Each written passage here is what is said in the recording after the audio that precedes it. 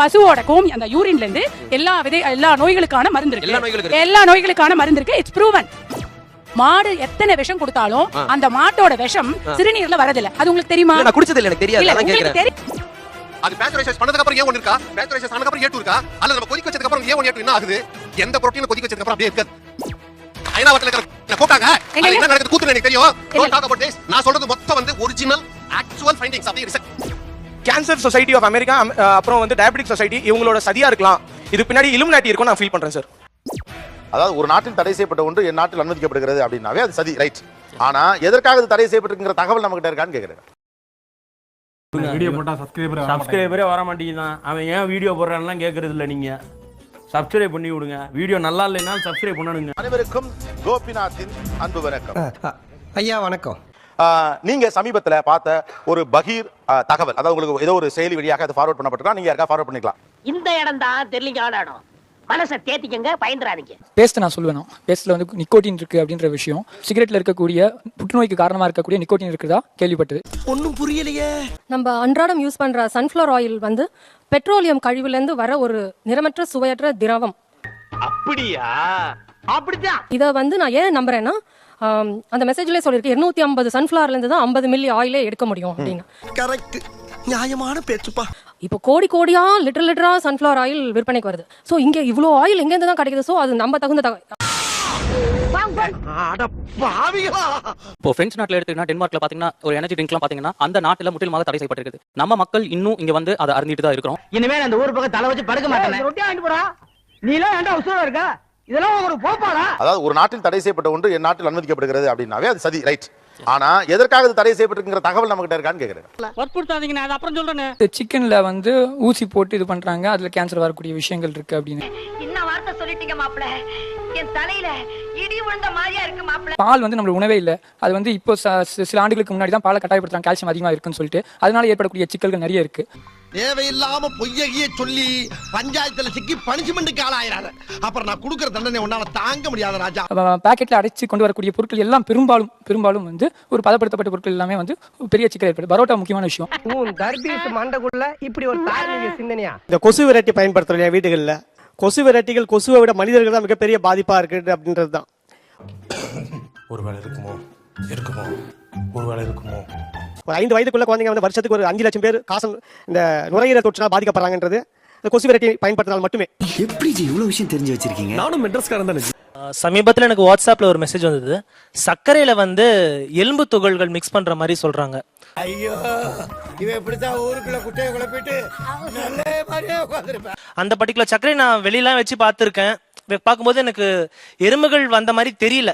O my God, it's a medical miracle. So அந்த எலும்பு துகள்கள் எதுக்காக ஆட் பண்றாங்க எனக்கு தெரிஞ்ச வரைக்கும் ஏன் தோணுதுன்னா, அதோட வெயிட் இன்க்ரீஸ் பண்றதுக்காக. என்னடா ரொம்ப பயமுறுத்துறீங்க.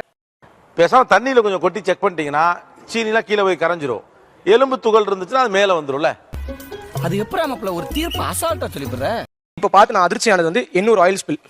இது நம்ம வந்து சும்மா என்ன கசிவுன்னு நினைக்கிறோம். இது பின்னாடி ஒரு பயங்கரமான சர்வதேச அரசியல் இருக்கு நான் நம்புறேன். இப்படி மொட்டை சொன்னே அப்படியே நான் முடி வச்சிட்டாரா சொன்னேன். கொஞ்சம் வேற வச்சலாம்ல. நம்ம தமிழ்நாடு ஓட்டின கோஸ்டல் லைன்ல A2 புரோட்டீன் கண்டெய்னிங் ஃபிஷஸ் அதிகம்.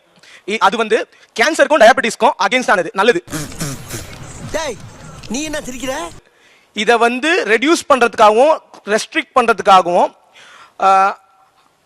சீக்கிரம் சொல்லுங்க, எனக்கு நிறைய வேலை இருக்கு. கேன்சர் சொசைட்டி ஆஃப் அமெரிக்கா அப்புறம் வந்து டயபெட்டிக் சொசைட்டி இவங்களோட சதியா இருக்கலாம். இது பின்னாடி இலுமினாட்டி இருக்கும் நான் ஃபீல் பண்றேன் சார். அட சண்டாளா, நினைச்ச மாதிரியே சரிங்க திருப்பி விட்டானே, நான் என்ன பண்ணுவேன்? இலுமினாட்டினா என்ன? நல்லா கேக்குறாங்கயா டீடைல். சார், ஃபர்ஸ்ட் இலுமினாட்டின்றது 1400 செஞ்சுரியில சயின்டிபிக் ரிசர்ச்காக கண்டுபிடிக்கப்பட்ட ஆரம்பிச்ச ஒரு சொசைட்டி. 8 பேர் கொண்ட சீக்ரெட் சொசைட்டி. எங்களை பத்தி கேள்விப்பட்டிருப்பீங்களே, உங்களுக்கு தெரியாம போகுமா?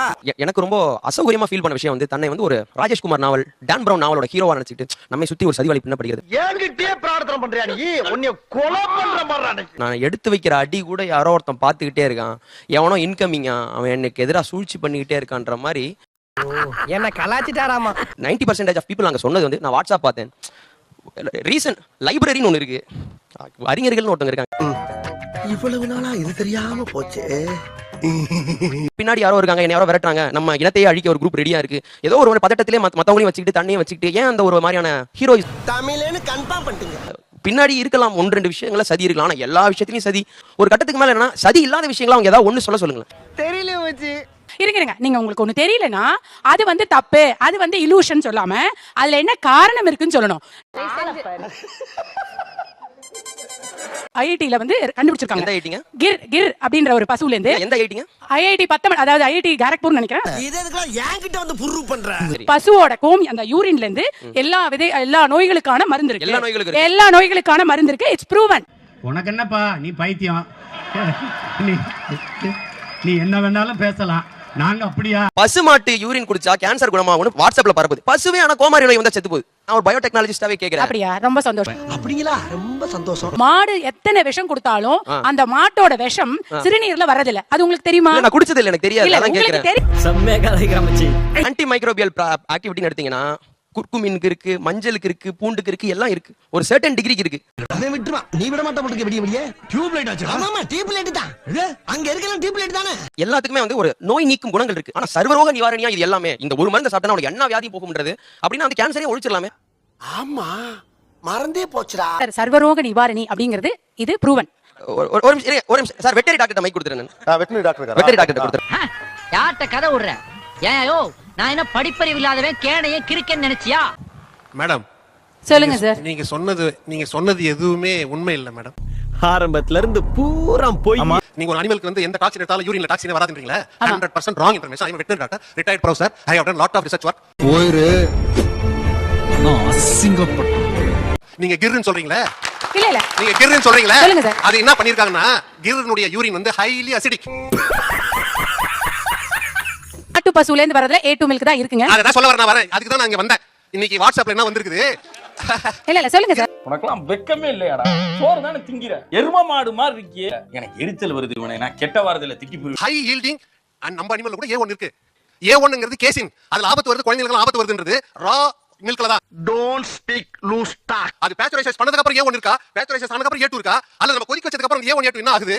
எந்த புரோட்டீன் கொதிக்க வச்சதுக்கு அப்புறம் அப்படியே இருக்காது. இப்ப பேசு. இல்ல நீங்க ரிட்டையர்ட் டாக்டர் வெட்டனரிங்கிறதுனால நீங்க சொல்றதல நாங்க ஒத்துக்கணும் இல்ல.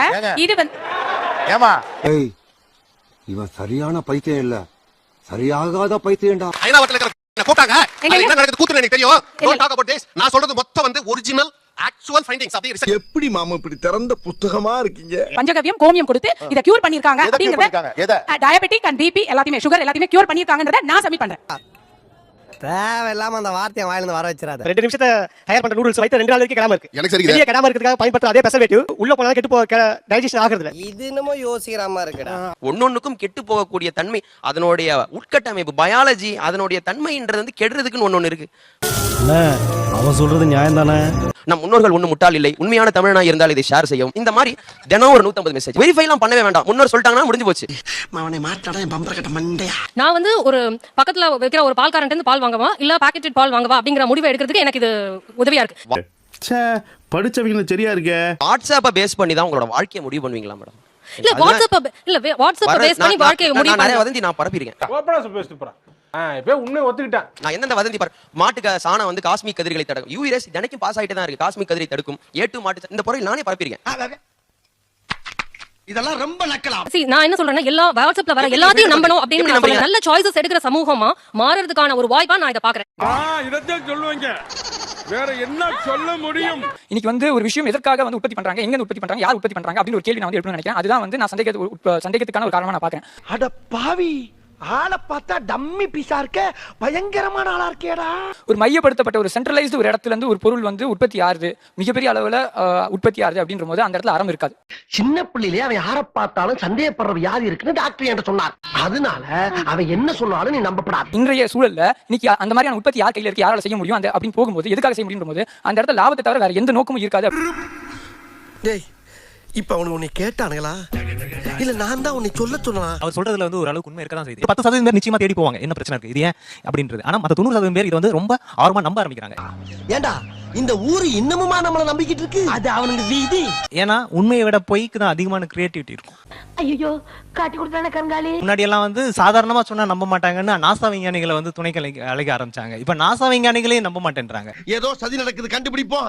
சோ அதனால யுனெஸ்கோ கூப்பிடுறாங்க. யுனெஸ்கோவே நான் நம்ப மாட்டேன்னும் போது அரிசோனா யூனிவர்சிட்டி அங்க நடந்த ஒரு ஆய்வு அப்படின்னு சொல்லும்போது அதை இன்னும் நம்ப ஆரம்பிக்கிறேன். எப்படி மச்சான் முடியும்? நம்ம எல்லாம் கிரியேட்டர் மாமா, புதுசு புதுசா ஏதாவது யோசிச்சுட்டே இருப்போம்.